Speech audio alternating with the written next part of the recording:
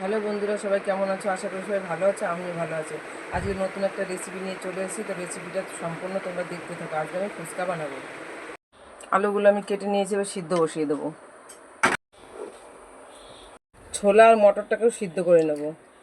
জিরে, ধনে আর শুকনো লঙ্কা একটু টেলে নিচ্ছি গরম তাওয়ায়, গুঁড়ো করে নিচ্ছি। এটা গরম হয়ে গেছে, এখন আমি ফুচকা পাঁপড়গুলো দিয়ে দেবো। দেখো বন্ধুরা, ফুচকাগুলো কত সুন্দর ফুলেছে।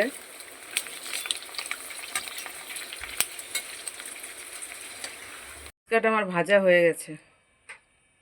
নিয়েছি আমি, এবার ফুচকার জলটা বানিয়ে নেব। দিয়ে দেবো লেবু পাতা,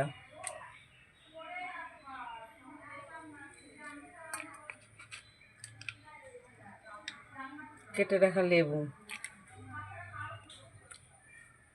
যে মশলাটা করেছিলাম মশলাটা দিয়ে দেবো। দিয়ে দেবো ধনে পাতা, অল্প একটু কাশ্মীরি লঙ্কার গুঁড়ো,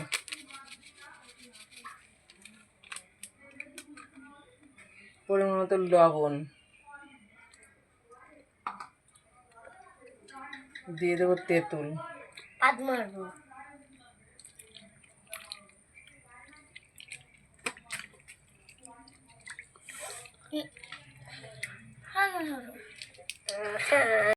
টকটা আমার রেডি হয়ে গেছে। এবার আমি আলুটা মেখে নেব।